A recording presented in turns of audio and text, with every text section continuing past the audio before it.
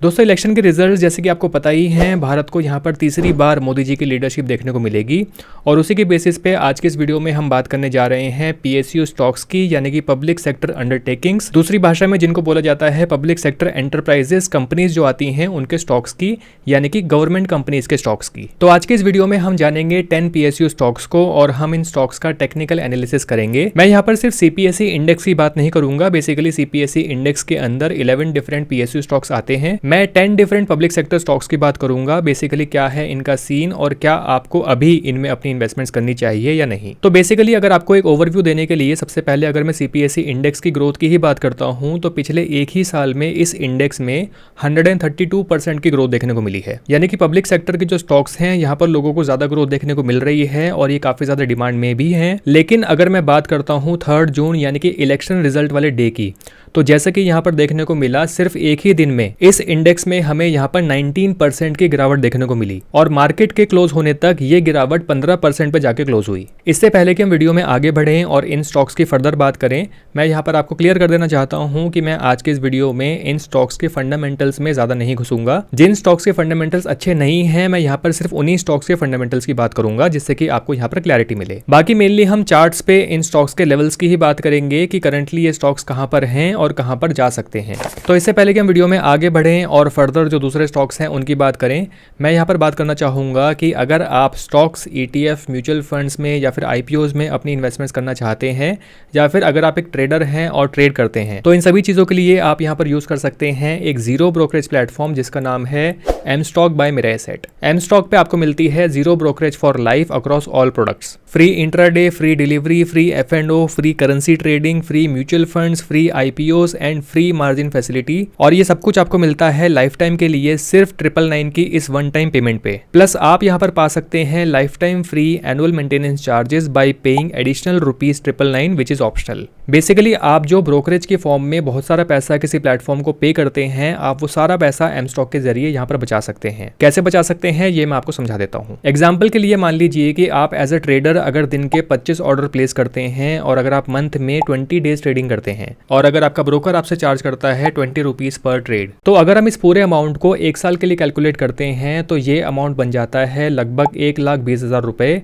जो आप सिर्फ ब्रोकरेज के रूप में किसी ब्रोकर को दे देते हैं। आपको ट्रेडिंग में प्रॉफिट होगा चाहे लॉस होगा, आपको ये अमाउंट ब्रोकर को पे करना ही करना है। यानी कि यहाँ पर आपको दोनों ही केसेस में ब्रोकरेज के रूप में लॉस होता ही होता है। अगर इसके बदले आपको एक ऐसा ब्रोकर मिल जाए जहां पर सिर्फ 999 रुपए की वन टाइम फी पे करके आपका लाइफ टाइम के लिए जो ब्रोकरेज है अगर वो ही जीरो हो जाए, तो आपने शायद इस चीज को कैलकुलेट करके ना देखा हो, लेकिन आप यहाँ पर बचा सकते हैं लगभग 1,19,000 रुपए पूरे एक साल में। M stock is a product by Mirae Asset, जिसका नाम आपने सुना ही होगा। एक ऐसा ब्रांड जिसके पास है 25+ ईयर्स की global expertise across 18 different countries. तो यहाँ पर आपको अपनी इन्वेस्टमेंट्स करने के लिए एक बड़ा ट्रस्ट फैक्टर मिलता है, तो आप अपनी इन्वेस्टमेंट्स यहाँ पर फुल कॉन्फिडेंस से कर सकते हैं। एम स्टॉक पे अगर हम लास्ट 1 ईयर की बात करते हैं तो यहाँ पर मोर देन 10 लाख क्लाइंट्स ने ऑलमोस्ट 145 करोड़ से भी ज्यादा का ब्रोकरेज सेव किया है, जो कि किसी दूसरी ऐप पे सभी क्लाइंट्स को पे करना ही पड़ता। और एम स्टॉक की ऐप को रेटिंग मिली है 4 स्टार की on Google Play as well as on App Store. M stock पे आपको मिलती है मार्जिन ट्रेडिंग फैसिलिटी, जिसको ई मार्जिन भी कहते हैं, और ये आपको मिलती है 6.99% के इंटरेस्ट रेट पे, जो कि वन ऑफ द लोएस्ट है in MTF compare to other platforms. यहाँ पर आपको मिलता है 1 क्लिक ऑर्डर प्लेसमेंट और एग्जीक्यूशन, और आप यहाँ पर अपने फेवरेट स्टॉक को वॉइस सर्च के थ्रू भी सर्च कर सकते हैं। एम स्टॉक की ऐप को डाउनलोड करने का डायरेक्ट लिंक मैंने इस वीडियो के डिस्क्रिप्शन और अपने पिन कमेंट में डाला हुआ है, तो आप चेकआउट करना मत भूलिएगा।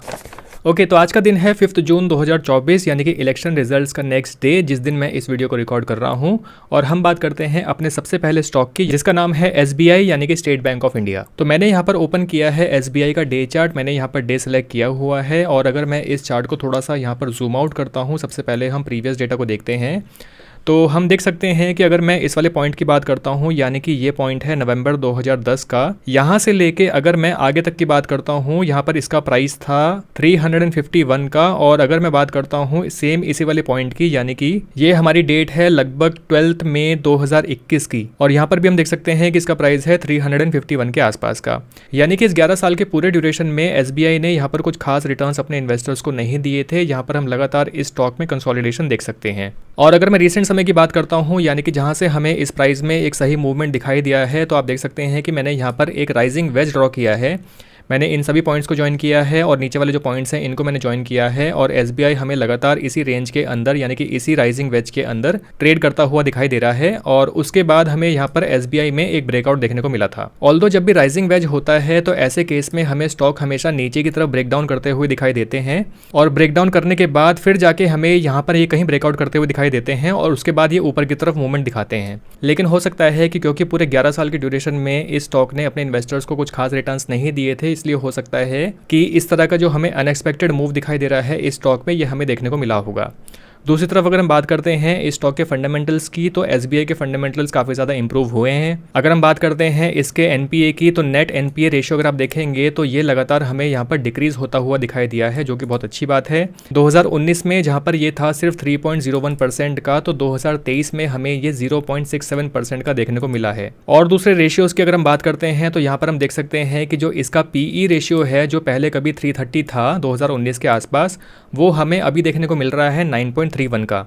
और अर्निंग पर शेयर की बात करते हैं तो अर्निंग पर शेयर लगातार हमें यहाँ पर इंक्रीज होता हुआ दिखाई दे रहा है। तो ओवरऑल फंडामेंटल्स यानी कि इस स्टॉक के काफ़ी अच्छे हैं। तो वापस अगर हम चार्ट पर आते हैं और मैं इन ड्राइंग्स को यहाँ पर डिलीट कर देता हूँ, मैं यहाँ पर करता हूँ जूम इन और बिल्कुल रिसेंट समय की बात करते हैं यानी कि इलेक्शन रिजल्ट का जो डे था उससे एक दिन पहले की और बाद की। तो यहाँ पर हम देख सकते हैं कि मई के पूरे महीने में हमें यहाँ पर इस स्टॉक में एक कंसोलिडेशन देखने को मिला और रिजल्ट से जो एक दिन पहले का समय था यहाँ पर हमें एक बड़ा स्पाइक देखने को मिला। जनरली ऐसे स्पाइक्स हमें वॉलेटिलिटी की वजह से देखने को मिलते हैं। तो जहां पर इस स्टॉक का प्राइस था 840 के आसपास का, ये इंक्रीज होकर हमारा हो गया क्लोजिंग डे पे 905 का। उसके बाद रिजल्ट जिस दिन आया उस दिन हमें इस स्टॉक में एक शार्प सेलिंग देखने को मिली और अगर हम यहाँ पर करेक्शन की बात करते हैं तो इसका जो यहाँ पर ऑल टाइम हाई था इस वाले पॉइंट से लेके लगातार हमें यहाँ पर करेक्शन देखने को मिला। यानी कि अगर मैं रिजल्ट डे की यानी कि 4 जून की डे क्लोजिंग की बात करता हूँ तो डे क्लोजिंग तक आते आते हमें यहाँ पर 15% का करेक्शन इस स्टॉक में देखने को मिला। और आज के दिन की अगर मैं बात करता हूँ तो आज के दिन के डे क्लोजिंग तक भी हमें यहाँ पर अभी -13% का करेक्शन देखने को मिल रहा है। एक और चीज़ मैं अगर यहाँ पर आपको दिखाता हूँ तो मैं अगर यहाँ पर एक फिबोनाची ड्रॉ करता हूँ इस वाले पॉइंट से, यानी कि इसका जो प्रीवियस हाई था और उसके बाद जो उसका नेक्स्ट लो था, अगर यहाँ तक की एक फिबोनाची ड्रॉ करता हूँ तो हम देख सकते हैं कि यहाँ पर ये स्टॉक इस फिबोनाची को अच्छे से फॉलो करता हुआ दिखाई दे रहा है। जो 1.6 वाला लेवल था इस वाले लेवल पे लगातार स्टॉक ने कंसोलिडेट किया, एक स्पाइक आया और उसके बाद जो 2.6 वाला लेवल था इस लेवल को ये स्टॉक ब्रेक नहीं कर पाया और यहाँ से हमें एक बड़ा फॉल देखने को मिला वापस उसी वाले लेवल तक जो हमारा प्रीवियस लो था। तो सवाल यहाँ पर यह आता है कि क्या इस स्टॉक में अपनी इन्वेस्टमेंट्स करने का जो ये समय है, क्या ये सही समय है, क्या आप अपनी इन्वेस्टमेंट्स इस स्टॉक में कर सकते हैं? तो जैसे कि हमने देखा कि इस स्टॉक के फंडामेंटल सारे अच्छे हैं और हमें यहाँ पर एक अच्छा करेक्शन देखने को मिल रहा है।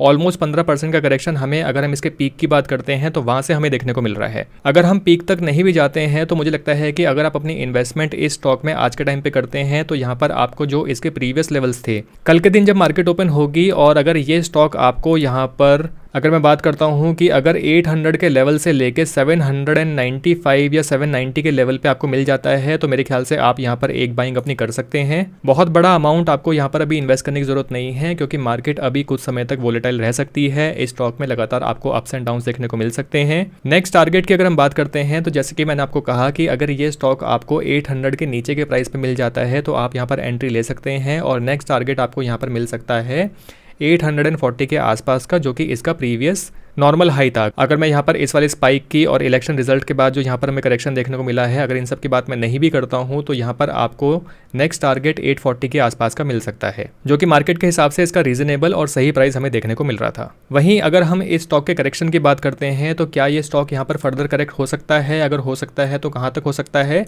तो अगर मैं यहाँ पर इन ड्राइंग्स को डिलीट करके थोड़ा सा जूम आउट करके देख लेता हूँ तो हम देख सकते हैं कि जो वेज हमने ड्रॉ किया था, तो अगर हम बात करते हैं करेक्शन की तो आने वाले समय में अगर ये थोड़ा सा ऊपर मूव करके फिर से इसमें करेक्शन आता है तो करेक्शन आपको वापस इसी लेवल के आसपास का देखने को मिलेगा, यानी कि 760 के आसपास का करेक्शन आपको यहाँ पर देखने को मिल सकता है, जो कि डिप पे बाय करने के लिए यानी कि इस स्टॉक में एवरेजिंग करने के लिए आपको यहाँ पर फिर से एक अच्छी अपॉर्चुनिटी मिल सकती है। नेक्स्ट स्टॉक हमारे पास आता है ONGC और ONGC का अगर हम डे चार्ट देखते हैं, थोड़ा सा जूम आउट करके देखते हैं तो यहाँ पर पीछे हमें काफी अच्छी ग्रोथ इस स्टॉक के अंदर देखने को मिली है। और अगर मैं यहाँ पर इस बॉटम से लेके जो हाई है यहाँ तक का एक स्केल ड्रॉ करता हूँ तो हम देख सकते हैं कि यहाँ पर ऑलमोस्ट अराउंड 244% की ग्रोथ हमें यहाँ पर देखने को मिल रही है। अगर हम आज के समय की बात करते हैं तो हम यहाँ पर देख सकते हैं कि इसका जो पीक गया था, यानी कि जो ये वाला प्राइस था, ये प्राइस था 293 का। यहाँ से हमें एक करेक्शन देखने को मिल रहा है स्टॉक के अंदर, यानी कि इलेक्शन डे पे, यानी कि इलेक्शन रिजल्ट वाले डे पे जो हमें करेक्शन देखने को मिला था ये था -19.45% का डे क्लोजिंग तक। और आज की अगर हम बात करते हैं तो डे क्लोजिंग तक आते आते इसका प्राइस है 247 के आसपास का, और यहाँ पर हमें करेक्शन देखने को मिल रहा है -15.5% के आसपास का। तो अगेन एक अच्छा करेक्शन आपके पास है 15% का, और अच्छा पीएसयू स्टॉक आपके पास है अपनी इन्वेस्टमेंट्स करने के लिए। अगर एक मेजर सपोर्ट की मैं बात करता हूँ तो मेजर सपोर्ट हमें यहाँ पर देखने को मिल रहा है इस वाले प्राइस पे, ये है 245 रुपीज़ के आसपास का प्राइस। और ये हमारे पास जो पूरी रेंज है 245 से लेके 248 तक की, ये अभी इसके लिए एक रेजिस्टेंस बन चुका है। लेकिन अगर ये स्टॉक यहाँ से ऊपर मूव करता है तो यहाँ पर आपको एक अच्छा सपोर्ट जोन देखने को मिल सकता है। तो इनिशियली अभी एंट्री करने के लिए, इस स्टॉक को बाय करने के लिए आपके पास एक अच्छी अपॉर्चुनिटी है, आप अपनी बाइंग इस स्टॉक में कर सकते हैं, जैसा कि डेटा हम देख पा रहे हैं। तो 247 से लेके 250 तक अगर आप इस स्टॉक को बाय करते हैं तो नेक्स्ट आपको टारगेट यहाँ पर मिल सकता है ये वाला एरिया, यानी कि ये है हमारा 286 से लेके 288 तक का पॉइंट, या फिर हम मान सकते हैं 290 तक का पॉइंट। तो यहाँ पर आपको ग्रोथ देखने को मिल सकती है। अगर हम बात करते हैं कि मान लीजिए ये प्राइस आपको मिल जाता है तो यहाँ से अगर हम ग्रोथ की बात करते हैं तो अगेन वही 15% की ग्रोथ आपको यहाँ पर देखने को मिल सकती है। और बाय एनी चांस अगर यहाँ पर इस स्टॉक में हमें फर्दर करेक्शन देखने को मिलता है तो यहाँ पर अगर ये प्राइस मूवमेंट नीचे की तरफ आता है तो ये यहाँ पर गिर के पहुंच सकता है ऑलमोस्ट इस वाले लेवल पे, जो कि नेक्स्ट सपोर्ट जोन है, और ये है लगभग 210 से लेके 215 तक की रेंज। तो नेक्स्ट बाइंग अगर आप करना चाहते हैं इस स्टॉक में फॉल के टाइम पे तो आप 210 से लेके 215 के बीच में कर सकते हैं। इस स्टॉक को यहाँ पर आप एवरेज कर सकते हैं। नेक्स्ट स्टॉक हमारे पास आता है गेल, और अगर मैं इस चार्ट को यहाँ पर थोड़ा सा जूम आउट करके देखता हूँ तो हम देख सकते हैं कि जो प्रीवियस ब्रेकआउट हमें यहाँ पर देखने को मिला था, यानी कि ये वाला जो रेजिस्टेंस जोन था, अगर मैं यहाँ से लेके ऊपर तक जहाँ तक ये स्टॉक अभी आया है, अगर मैं यहाँ पर एक स्केल ड्रॉ करता हूँ तो यहाँ से हम स्केल ड्रॉ करेंगे इसके इस वाले पीक तक जहाँ तक हमें रीजनेबल प्राइस इस स्टॉक में देखने को मिला था, और ये पीक हमारा गया था लगभग 84-85% के आसपास का। तो इस स्टॉक में पिछले 6 से 8 महीने में हमें यहाँ पर काफ़ी अच्छी ग्रोथ देखने को मिली थी। और अगर मैं बिल्कुल रीसेंट टाइम की बात करता हूँ तो इस स्टॉक में हमें जो करेक्शन देखने को मिल रहा है, फिर से वही जो रीजनेबल प्राइस था मैं यहीं से कैलकुलेट करूँगा, यानी कि इसका जो पीक था वहाँ से लेके जो इसका रिजल्ट डे वाले दिन करेक्शन हमें देखने को मिला था वो था -11% का, और करेंटली आज के दिन हमें देखने को मिल रहा है -8.8% के आसपास का। और अगर मैं बॉटम सपोर्ट की बात करता हूँ, यानी कि अगर ये स्टॉक यहाँ से मान लीजिए फर्दर करेक्ट होकर नीचे की तरफ जाता भी है तो बॉटम सपोर्ट जोन हमें यहाँ पर दिखाई दे रहा है ये वाला, जो कि है 165 से लेके 169 के आसपास का। करंटली इस स्टॉक का प्राइस चल रहा है 195 का। अगर हम इस स्टॉक के मंथली चार्ट पे चलते हैं, यानी कि अगर मैं यहाँ पर मंथ सेलेक्ट करता हूँ और मैं थोड़ा सा आपको यहाँ पर एक ओवरव्यू देता हूँ, तो हम देख सकते हैं कि अगर हम यहाँ पर एक फिबोनाची ड्रॉ करते हैं, यानी कि जो इसका प्रीवियस हाई गया था वहाँ से लेके जो इसका लो गया था यहाँ तक का, किसी भी स्टॉक के अगर प्राइस मूवमेंट की हम बात करते हैं तो ऐसा कभी भी नहीं होता कि किसी भी स्टॉक का जो प्राइस है वो लगातार ऊपर की तरफ चढ़ता चला जाए और कहीं पर भी हमें होल्ड या फिर वेट करने को ना मिले। आप देख सकते हैं कि जब भी प्राइस ऊपर की तरफ जाता है तो यहाँ पर एक होल्ड मिलता है, प्राइस नीचे की तरफ आया, फिर से प्राइस ऊपर की तरफ गया और यहाँ पर हमें एक होल्ड देखने को मिला, उसके बाद प्राइस मूवमेंट ऊपर की तरफ हुआ। लेकिन ज़्यादातर पीएसयू स्टॉक्स में आप देखेंगे कि जो प्राइस है वो लगातार ऊपर की तरफ जाया जा रहा है, अभी तक भी हमें यहाँ पर होल्ड देखने को नहीं मिला है। तो किसी स्टॉक का प्राइस अगर लगातार बढ़ता ही जा रहा है, आपको वहाँ पर कहीं पर भी साइडवेज मूवमेंट या फिर डाउनसाइड वेज अगर आपको दिखाई नहीं दे रहा है, तो ऐसे स्टॉक्स में इन्वेस्टमेंट्स करना आपके लिए रिस्की हो सकता है। अभी मैं सिर्फ गेल की बात नहीं कर रहा हूँ कि इस स्टॉक का प्राइस काफी ज्यादा हाई है, आपको इसमें इन्वेस्टमेंट्स नहीं करनी चाहिए। मैं ओवरऑल सभी स्टॉक्स की बात कर रहा हूँ कि अगर किसी भी स्टॉक में आपको प्राइस लगातार मूव करता हुआ दिखाई दे रहा है और प्राइस में कहीं पर भी रुकावट आपको नहीं दिखाई दे रही है, तो ऐसे स्टॉक्स में इन्वेस्टमेंट करना रिस्की होता है। खैर अभी के लिए अगर वापस इसी स्टॉक पे आते हैं और मैं वापस डे चार्ट पे आता हूँ, तो क्या गेल में इन्वेस्टमेंट्स करना आपके लिए अभी के लिए ठीक है या नहीं है? अगर आप अपनी इन्वेस्टमेंट्स करना चाहते हैं तो जैसे कि हमें करेक्शन यहाँ पर देखने को मिल रहा है, करेक्शन अभी करंट प्राइस तक का आपको देखने को मिल रहा है -8% के आसपास का। आप अपनी इनिशियल इन्वेस्टमेंट्स छोटे मोटी क्वांटिटीज़ में इस स्टॉक को बाय कर सकते हैं। आपको नेक्स्ट टारगेट जो इसका प्रीवियस रीजनेबल हाई था, यानी कि 212-210 के आसपास का प्राइस आपको देखने को मिल सकता है, तो थोड़ा बहुत प्रॉफिट आप यहाँ पर कमा सकते हैं। फोर्थ और अगले स्टॉक की बात करते हैं, ये है एनटीपीसी। और अगर हम इसके चार्ट पे एक नज़र मारते हैं तो पिछले एक साल में हमें यहाँ पर ग्रोथ देखने को मिल रही है। अगर हम बात करते हैं इस वाले कंसोलिडेशन के बाद जो ब्रेकआउट हुआ है, यानी कि यहाँ से लेके, यानी कि लगभग इस वाले पॉइंट से लेके ये है जून 2023 से लेके अगर हम बात करते हैं जो इसका रीजनेबल हाई गया था इलेक्शन रिजल्ट डे से पहले, तो ये गया था 380 तक का प्राइस और यहाँ पर हमें जो ग्रोथ देखने को मिल रही है ये है 107% की, 107% की। और उसके बाद अगर हम बात करते हैं इसमें जो करेक्शन अभी आया है रीसेंट करेक्शन की, तो यहाँ पर हमें जो इसका रीजनेबल हाई पॉइंट हमें दिखाई दे रहा है, वहाँ से हमें इलेक्शन डे पे जो करेक्शन देखने को मिल रहा है ये है -13% का। और आज की डेट की अगर बात करता हूँ, इसका प्राइस जो क्लोज हुआ है वो है 341 पे। और अगर मैं बात करता हूँ करेक्शन की, तो ये -10% का हमें यहाँ पर करेक्शन देखने को मिल रहा है। और अगर मैं नियरेस्ट सपोर्ट और रेजिस्टेंस जोन की बात करता हूँ, तो मैं एक रेक्टेंगल ड्रॉ कर सकता हूँ यहाँ पर, यानी कि यहाँ से लेके यहाँ तक का एक रेक्टेंगल हम ड्रॉ कर सकते हैं। और दूसरा रेक्टेंगल हम ड्रॉ कर सकते हैं इस नीचे वाले पॉइंट पे, यानी कि ऑलमोस्ट इस वाले एरिया पे। यहाँ से लेके अगर मैं ड्रॉ करता हूँ यहाँ तक का, तो करंटली ये जो स्टॉक है, जो इसका प्रीवियस सपोर्ट था, जो अब इसका रेजिस्टेंस बन चुका है, यानी कि इसी लेवल पे हमें आज इसकी क्लोजिंग हमें मिली है, यानी कि 341 के प्राइस पे। अगर ये इस रेजिस्टेंस को ब्रेक करता है 344 345 रुपीज़ के आसपास का, अगर आपको यहाँ पर एंट्री मिलती है, तो यहाँ पर आपको एक अपवर्ड मूव देखने को मिल सकता है लगभग यहाँ तक का, जो कि इसका प्राइस है 380 का, यानी कि 10% का अप मूव आपको यहाँ पर देखने को मिल सकता है आने वाले समय में। वहीं अगर हम बात करते हैं कि अगर ये इस एरिया को ब्रेक नहीं करता है और वापस नीचे की तरफ आता है, तो डाउन साइड पे आपको यहाँ पर एक मूव देखने को मिल सकता है, यानी कि फर्दर करेक्शन आपको यहाँ पर देखने को मिल सकता है इस वाले पॉइंट से नीचे का, जो कि है लगभग 7.5% के आसपास का। तो मंथली चार्ट पे आप देख सकते हैं कि यहाँ पर जो प्राइस मूवमेंट है वो हमें बहुत शार्प ऊपर की तरफ जाता हुआ दिखाई दे रहा है। यहाँ पर एक बार भी स्टॉक प्राइस में होल्ड हमें यहाँ पर देखने को नहीं मिला है। तो जो लॉन्ग टर्म इन्वेस्टर्स हैं उनके लिए अगर हम बात करते हैं, तो अगर आप ऐसे स्टॉक्स में अपनी इन्वेस्टमेंट्स करना चाहते हैं, तो हमेशा एक होल्ड हमें यहाँ पर मिलना चाहिए, लगभग ऐसे नीचे की तरफ जाता हुआ।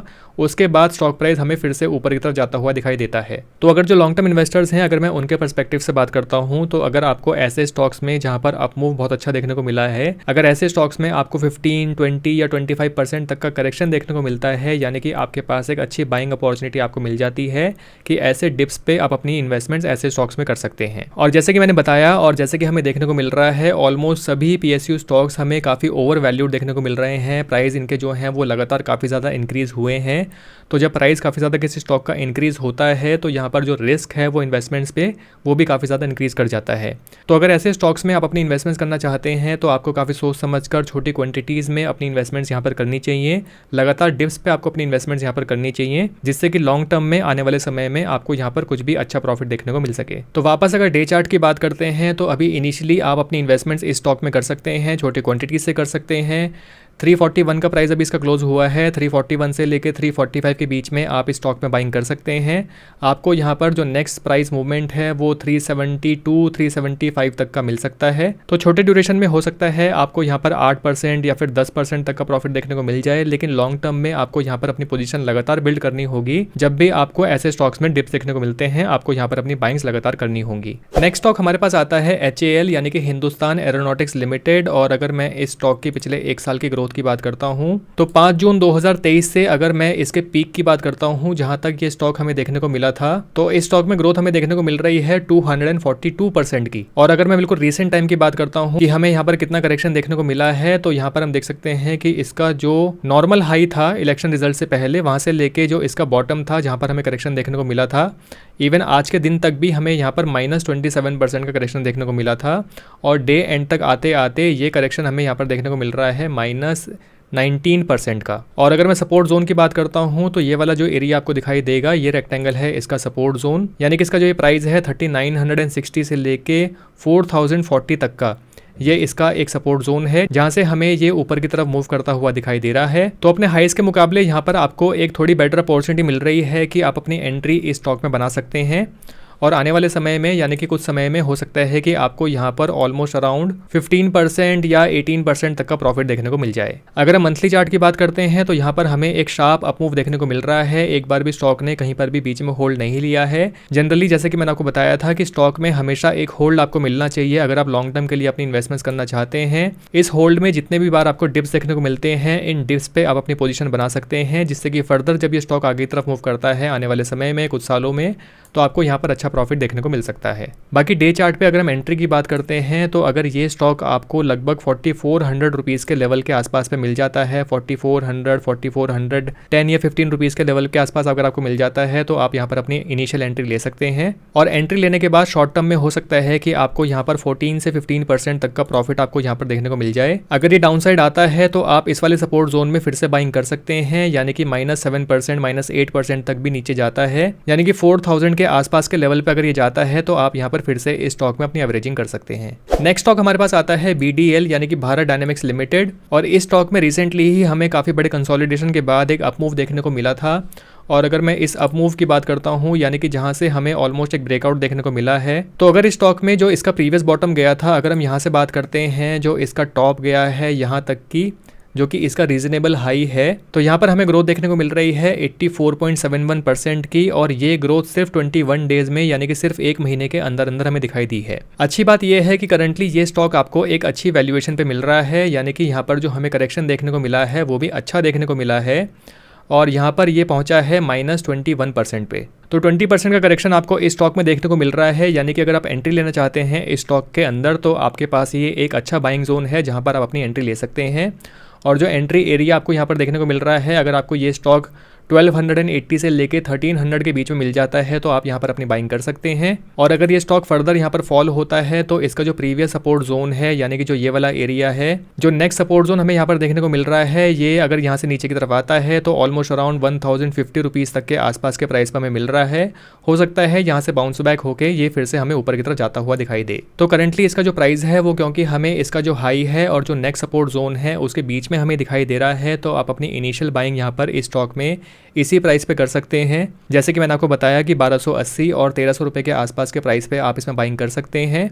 अगर फॉल होता है तो आप यहाँ पर एवरेजिंग कर लीजिएगा। अगर आपको यहाँ पर अपवर्ड मूव यहाँ से देखने को मिलता है तो आपको एक अच्छा अप मूव यहाँ पर देखने को मिल सकता है थोड़े ही समय में। नेक्स्ट स्टॉक हमारे पास आता है power grid corporation of India. और अगर मैं इसको जूम आउट करके पहले इसके थोड़े से लेवल्स की बात कर लेता हूँ, तो पिछले एक साल में जो हमें इस स्टॉक में ग्रोथ देखने को मिल रही है, अगर हम बात करते हैं इसके पीक तक की, तो ये हमें देखने को मिल रही है लगभग 81% के आसपास की। और रिजल्ट के बाद जो हमें यहाँ पर इस स्टॉक में एक डाउनफॉल देखने को मिला है, ये हमें देखने को मिला है, फिर से हम ड्रॉ करते हैं यहाँ से लेके अगर इलेक्शन रिजल्ट डे तक की बात करते हैं तो ये हमें -14% पे देखने को मिला था। और आज के दिन के क्लोजिंग तक आते आते ये हमें देखने को मिला है -9.7% के आसपास। और करंटली जो ये ट्रेड हो रहा है, ये जो इसका रेजिस्टेंस सपोर्ट जोन है, जो पहले सपोर्ट था अब इसका रेजिस्टेंस बन गया है, ये हमें एग्जैक्टली इसको क्रॉस करता हुआ दिखाई दे रहा है। तो एक एंट्री आप अपनी इस स्टॉक में बना सकते हैं। अगर ये स्टॉक आपको 398 या फिर 300 रुपये के आसपास पे मिल जाता है तो आप यहाँ पर बाइंग कर सकते हैं।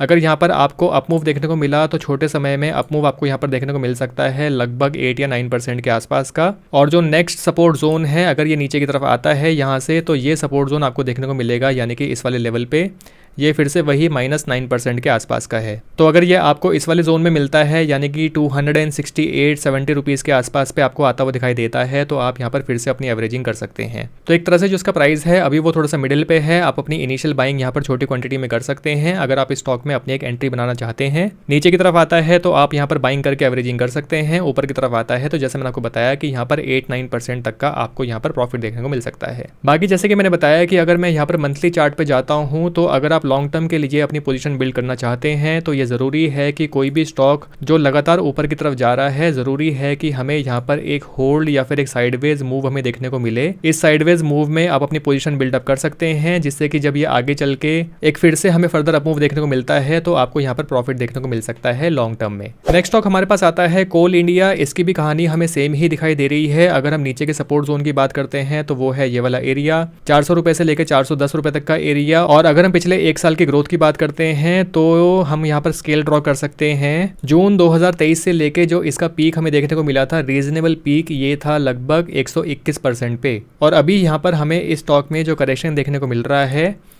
इलेक्शन रिजल्ट के बाद का, ये करेक्शन हमें देखने को मिला है। प्रीवियस डे पे हमें देखने को मिला था -13% के आसपास का, और करंटली आज के क्लोजिंग प्राइस पे हमें यहाँ पर देखने को मिल रहा है -9% का करेक्शन। तो फिर से वही चीज़ कि अगर आप यहाँ पर इनिशियली अपनी एंट्री लेना चाहते हैं तो आप इसको छोटी क्वांटिटी में बाय कर सकते हैं। अगर ये नीचे की तरफ फिर से करेक्ट होगा तो 400 से लेकर 410 तक की रेंज में आपको यहाँ पर फिर से एवरेजिंग करने को मिल सकती है।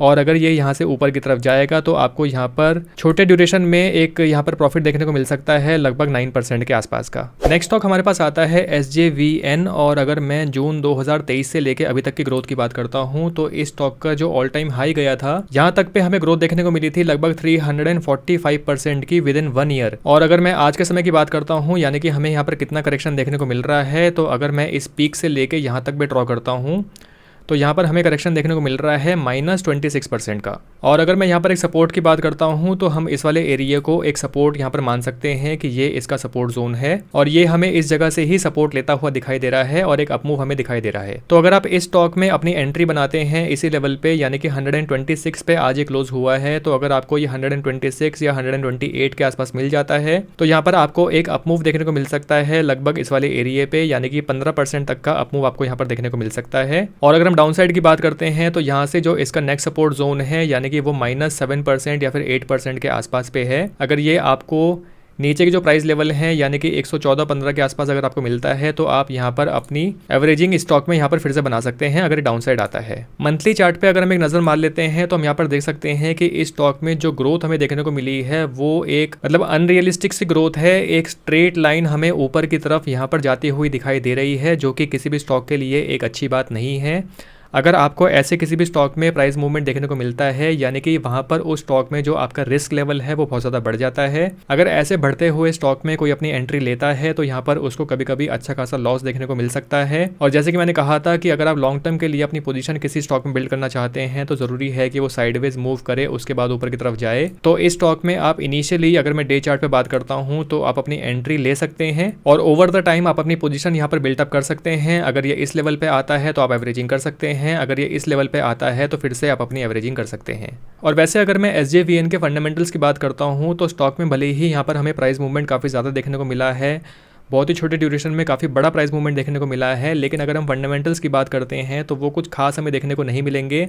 इसका जो स्टॉक PE है वो इंडस्ट्री PE से काफ़ी ज़्यादा हाई है। ROCE इसका बहुत कम है, मतलब 12% के आसपास का होना चाहिए, खाली 4% का है। ROE अगेन यहाँ पर 10% 12% के आसपास का होना चाहिए, जो कि खाली 6.09% का है। DII होल्डिंग की अगर बात करते हैं तो वो डिक्रीज हुई है -2.61% की। डेट टू इक्विटी की बात करते हैं तो ये 1.44 का है, जो कि काफ़ी ज़्यादा है, जो कि अच्छी बात नहीं है। अगर हम बाकी चीज़ों की बात करते हैं, अगर हम इसके पिछले 5 ईयर्स के PE रेशो की बात करते हैं तो इसका मीडियन है 7.1 का, और करेंटली इसका जो PE चल रहा है ये है 44.1 का। तो PE रेशो के हिसाब से हमें काफ़ी ओवर वैल्यूड देखने को मिल रहा है। और बाकी चीज़ों की अगर हम बात करते हैं, यानी कि इसके प्रॉफिट एंड लॉस में जाते हैं तो यहाँ पर हमें सेल्स जो हैं वो डिक्रीज़ करती हुई दिखाई दे रही हैं। और अगर हम नेट प्रॉफिट की बात करते हैं तो नेट प्रॉफिट भी हमें यहाँ पर काफ़ी ज़्यादा डिक्रीज़ करता हुआ दिखाई दे रहा है। तो प्रॉफिट डिक्रीज़ करता हुआ दिखाई दे रहा है, फंडामेंटल्स हमें यहाँ पर ख़राब देखने को मिल रहे हैं, लेकिन फिर भी अगर हमें स्टॉक में प्राइस जो है वो हमें अगर इस तरीके से मूव करते हुए दिखाई देते हैं तो आप समझ सकते हैं कि यहाँ पर आप ऐसे स्टॉक्स में कितना बड़ा रिस्क ले रहे हैं अगर आप अपनी इन्वेस्टमेंट्स ऐसे स्टॉक्स में कर रहे हैं। अभी के लिए अच्छी बात यह है कि आपको थोड़ा सा करेक्शन यहाँ पर देखने को मिल रहा है, तो हाँ आप छोटी मोटी क्वांटिटी में अपनी एंट्री यहाँ पर बना सकते हैं। लेकिन अगर आप लॉन्ग टर्म के लिए अपना पोर्टफोलियो बिल्ड करना चाहते हैं, ऐसे स्टॉक्स में अगर आप अपनी पोजीशन बिल्ड करना चाहते हैं, तो वो ज़रूरी है कि ऐसे स्टॉक थोड़ा रुकें और आपको यहाँ पर 15-20% या 25% का भी करेक्शन देखने को मिले, जिससे कि आप यहाँ पर अपनी एंट्री उन लेवल्स पे जाके बना सकें और लॉन्ग टर्म में आपको तभी ऐसे स्टॉक्स में जाके प्रॉफिट देखने को मिल सकता है। तो डे चार्ट पे जैसे कि मैंने यहाँ पर जो लोअर सपोर्ट जोन ड्रॉ किया था, अगर ये स्टॉक वापस नीचे की तरफ यहाँ तक मूव करता है तो आपके पास एक अच्छी अपॉर्चुनिटी बन सकती है कि आप इस स्टॉक में अपनी एवरेजिंग कर सकते हैं।